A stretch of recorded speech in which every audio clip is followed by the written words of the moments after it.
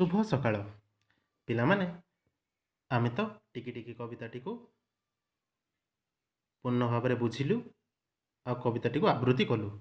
एबे चलो पिलामाने मु आज टिकी टिकी कविताटी को संक्षेप में बुझेबी और पिलामाने तुमे माने मन दे शुणिब और बहीटी को देखिब। टिकी टिकी लिखिचंती पंडित गोदावरीश मिश्र। टिकी टिकी टपा पानी रे गढ़ा होईची सिंधु, दिशु नहीं सिना आखिकी तार असंख्य बिंदु। टिकी टिकी धूଳି कणिका मिसी होईची धरा, पहाड़ पड़िया नगर सबु धूଳି रे गढ़ा। गोटी गोटी केते गछरे परा तियारी बन, एते लोकहित साधुची एते बांटुची धन। टिकी टिकी टपा पानी रे गढ़ा होईची सिंधु।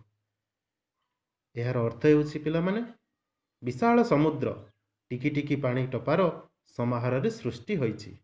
सेई असंख्य जलबिंदु आम आखि को दिशु नथिले हैं सेगुड़िकर समष्टि रे ही समुद्र सृष्टि कहिची। आउ कौन कहिची पिलामाने ना टिकी टिकी धूଳି कणिका मिसी होईची धरा, पहाड़ पड़िया नगर सब धूଳି रे गढ़ा। टिकी टिकी धूଳି कणा मिसिकी आमर पृथ्वी सृष्टि होईची बोली कवि कहिचंती। आउ कौन ना आमे जो सब पहाड़ पड़िया नगर देखुचु से सब मध्य छोट छोट धूଳି कणारे गढ़ा होईची। गोटी गोटी केते गछरे परा तियारी बन, एते लोकहित साधुची एते बांटुची धन। गोटिए गोटिए गछ होई गोटिए जंगल सृष्टि होई पारिछि। एते लोकहित साधुची एते बांटुची धन अर्थात वन लोक मानकर हित साधन करने सह निज पाखरे मौजूद थिबा संपद को लोक मानकर व्यवहार पाई वितरण करुचे अर्थात बांटुची। ठीक अच्छे पिला माने बुझिल।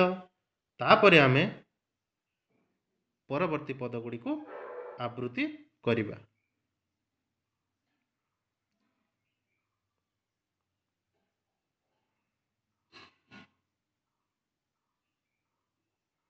टिकी टिकी कोटी तारका फुटी गगने खिति, रातिर अंधारे विनाशी तफा करंती खेती। लबे लबे दया हृदय देई पारे जे नर, से का बोलाए जगते दया मयंक चर।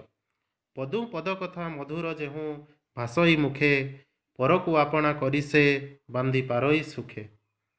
टिकी टिकी कोटी तारका फुटी जगते दिसी। टिकी टिकी तारा प्रतिदिन रातिर आकाश रे देखा जाती। रातिर अंधकार को दूर करी पृथ्वी को उज्जवल करिथांती।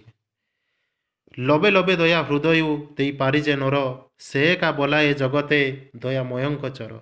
जो मनुष्य हृदय अन्य मानू टिके टिके दया देखाए से यही पृथ्वी रे दयामयंकर अर्थात भगवानंकर दूत हो जाए।